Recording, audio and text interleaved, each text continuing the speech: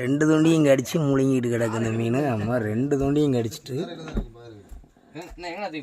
அந்த அந்த அறையில் தூக்கி வச்சிருக்கேன். அடுத்த மீன் பிடிச்சா சைஸு கிளாத்தியானா கிளாத்தி பிடிச்சிருக்காரா சைஸா வருது.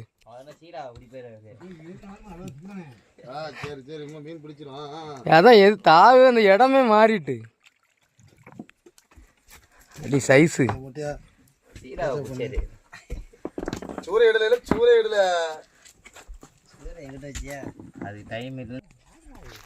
அடுத்த மீன் ஒன்று வருது. நல்லா பார்த்துக்கிடுங்க. வேலை மீன் சுண்டாங்கிலி சுண்டாங்கிலி வருது. நல்லா சைஸ் சுண்டாங்கிலி.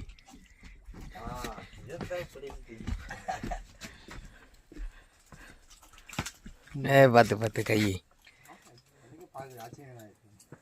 காலையில் பிடிச்ச மீனை கறிக்கு வெட்டிக்கிட்டு இருக்காரு. நம்ம பார்த்துக்கிடுங்க. காலையில் பிடிச்ச மீனை கறி வைக்க ரெடி பண்ணிட்டாங்க. மீதி ஐஸ் பெட்டிக்கில் இருக்குது. அடுத்து இப்போ தூண்டி போட்டு பிடிச்சிக்கிட்டு இருக்காங்க.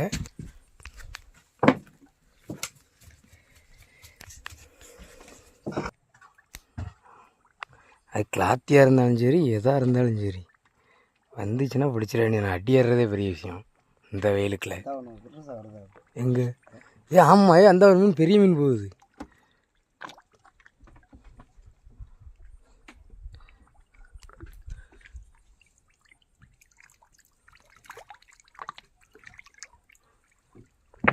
ஒத்த தொண்டியை போட்டு ஒரு ஆள் மீனை பிடிச்சிட்டாப்புல. கிளாத்தி பிடிச்சிருக்கு உங்களுக்கு. அடுத்து ஒரு மீன் வருது. அம்மா நல்லா பொரிக்கிற மாதிரி மீனாக வருது.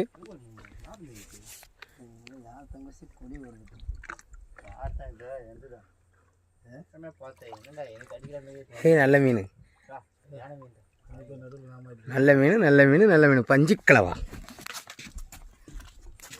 கடலை பேராம.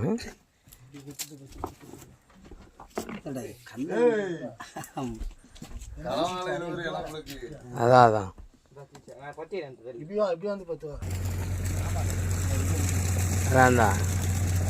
நைஸாக கடிச்சாப்புலையே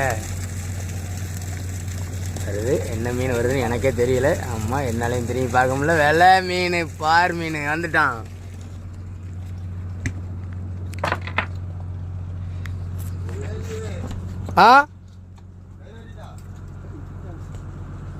பிடிச்சிட்டாங்க. அடுத்த மீன் எதுனா என்ன பிடிக்குதா அதான் நமக்கு பிரச்சனை. கிளாத்தியே தான் பஞ்சிக்கலவா மாதிரி இருந்துச்சுனாலும் பரவாயில்ல. மட்டை சைஸாக இருக்குல்ல கிளாத்தியாக இருந்தாலும். பிடிச்சிட்டுனா சொல்லுங்க அதுக்கு என்ன.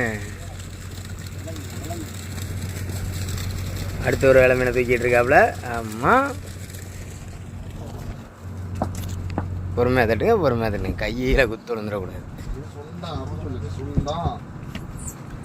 சுண்டாங்கிலி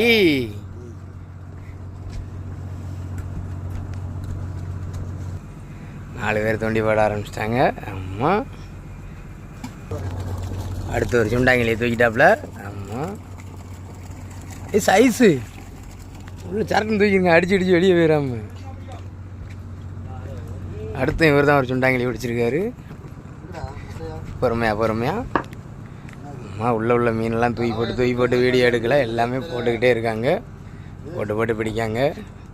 வெயில் அதிகமாகிட்டதுனால டயராக கட்டி வச்சுருக்கோம்.